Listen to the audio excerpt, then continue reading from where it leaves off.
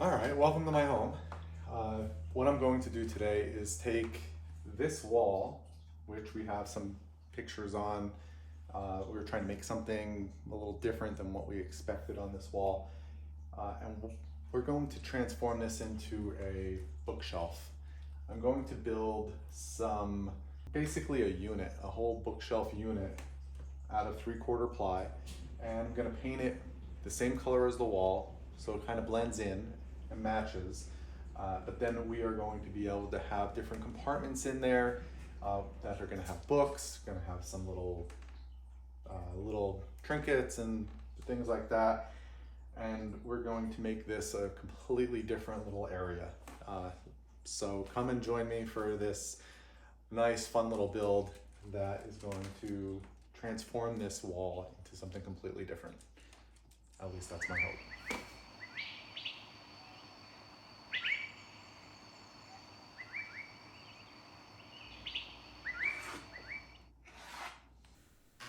First of all, I have to give credit to my brilliant wife for coming up with this idea. I just executed what she came up with. So my first step in this long process is to break down the plywood to the lengths I need. The top, bottom, and center shelves are going to be 60 inches long, while the sides are 48 inches.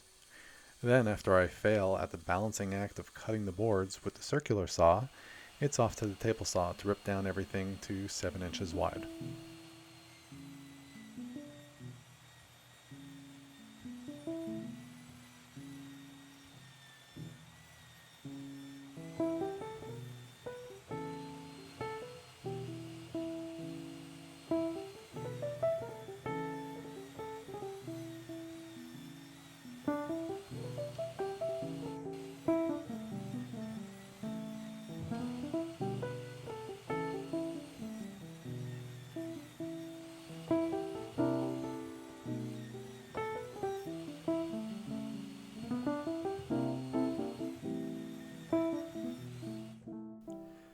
Now the original plan was for me to put this edge banding on so that I could paint it with the rest of the plywood, since the ends would absorb paint like a sponge and look terrible.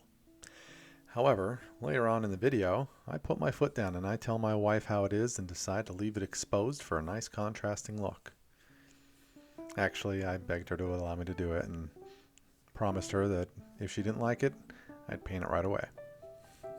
The process of edge banding is quite simple. I made a video on it, and I'll leave the link in the description below for you to check out if you're curious on seeing how it's done in more detail.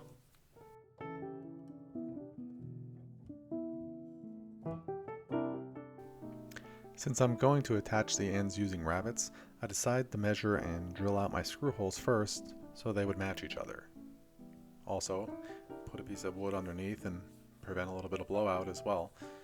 Keeps it all nice and clean, even though I'm going to be cutting it out with a router anyway.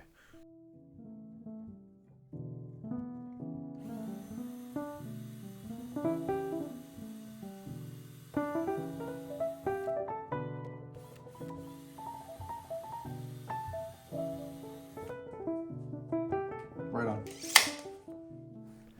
Then I use my marking gauge to scribe the line to prevent chip out. This is such a fun little tool to use, and I only get to use it on the ends of the boards since it won't reach the middle, but oh well, that just means I get to use one of my other tools for the center parts. Now for the center dividers, I'm going to cut the dados with a router, so I measure for this carefully. And believe me when I say that it probably took me something like 6 times measuring for these, so I didn't mess them up, and to be honest, they came out perfect. Even after measuring, you can just use one of the other pieces of plywood to mark your line. This way, it'll be an exact match every time. Okay, the moment of truth.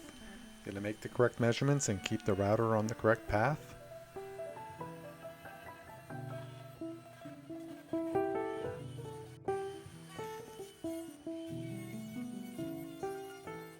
Of course I did.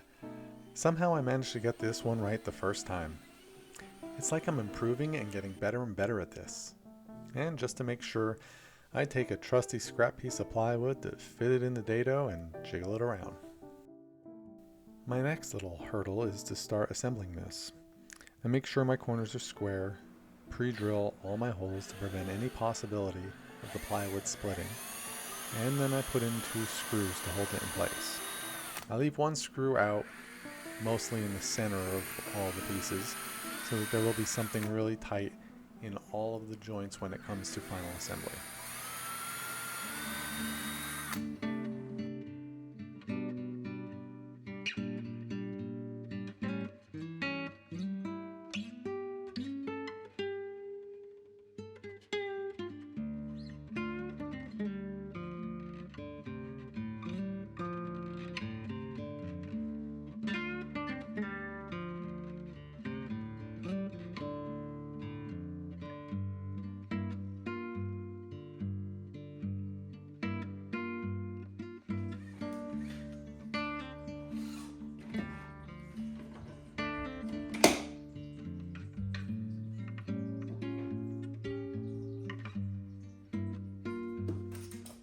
Now I start making measurements for my dividers.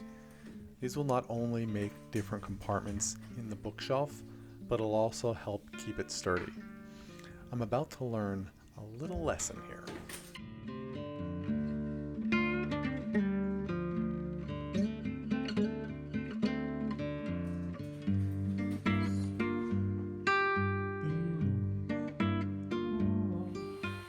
Alright, let's cut these dividers down to 7 inches wide and then 11 and an incorrect fraction of an inch in length.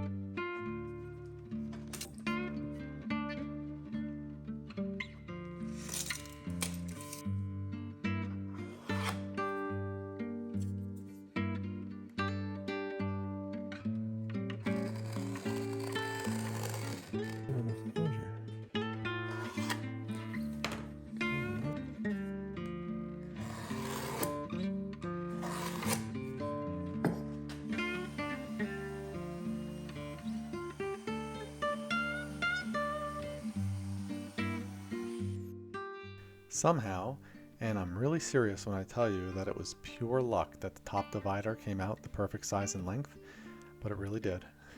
Otherwise, that dado I cut would have not been centered, and I would have had to waste a big chunk of this project. Yeah, these 2 pieces aren't fitting correctly.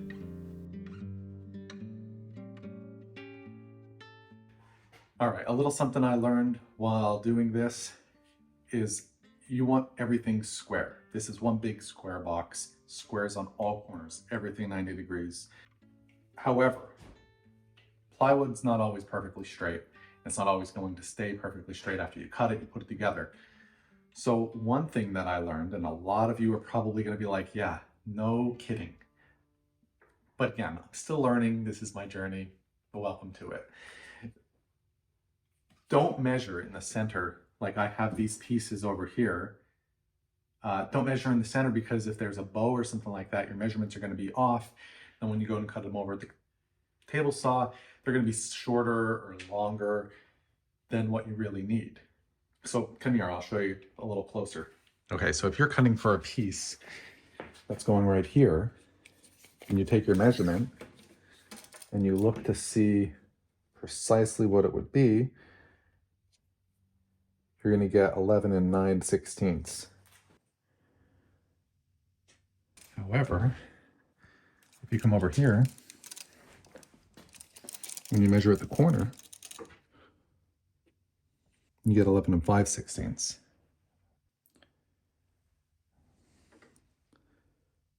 And then if you come over to your other corner, you also get 11 and 5/16.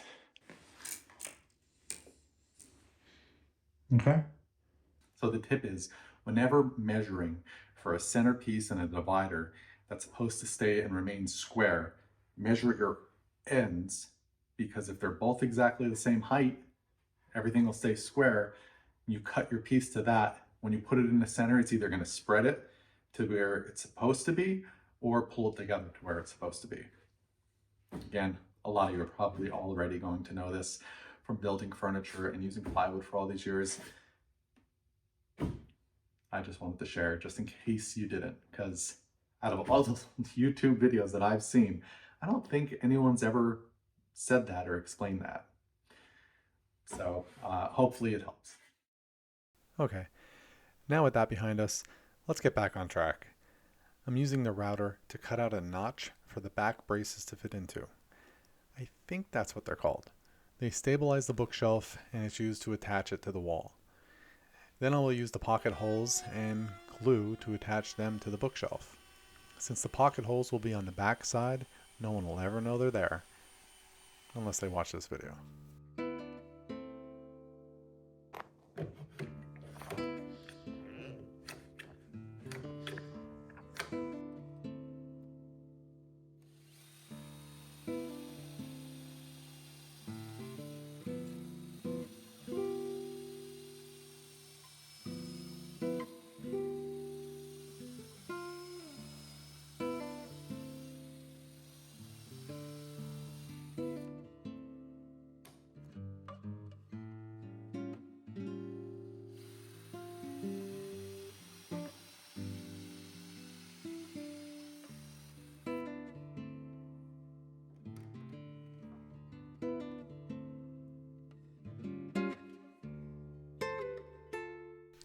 It's all put together and looking great, so why not mark every single corner and take it all apart? Why? Well, so I can tape off all the ends and fronts and paint it, of course.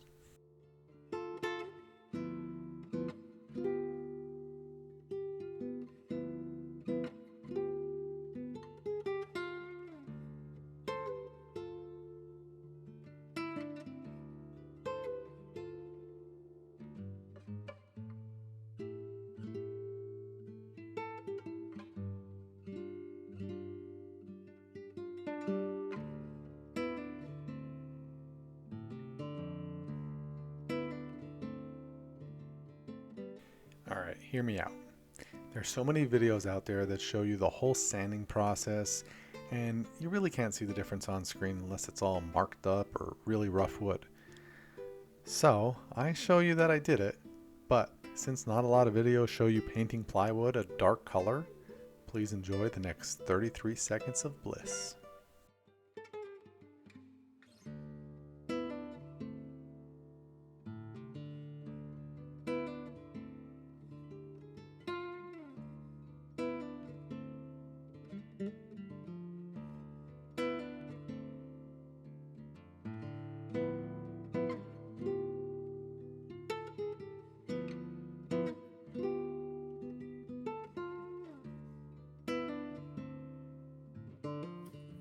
You didn't think I was going to deprive you of at least some tape removal, did you?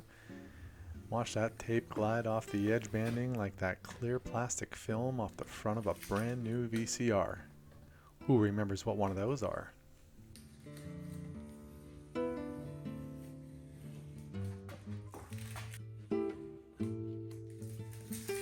Some final sanding touch-ups to finish it up, and then time to put it all back together.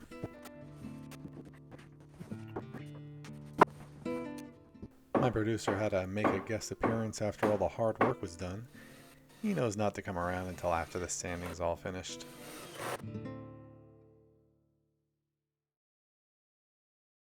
I make sure that the glue up is a nice and easy process by doing it in parts, little by little.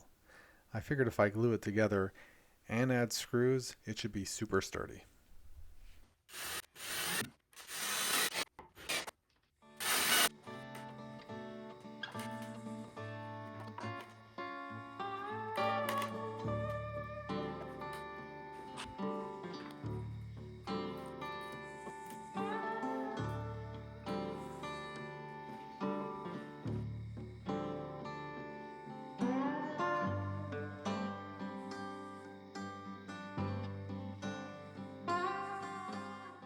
In go the pocket screws on the sides, and then evenly spaced apart throughout the top of the runner. Now, I just have to mark where they are so I don't drill the mounting screws in those locations. Look at me thinking ahead.